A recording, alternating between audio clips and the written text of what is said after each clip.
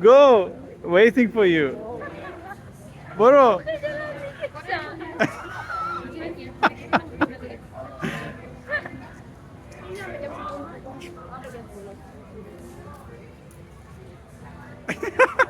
نه بیا جلوش یه دست بیا بالا.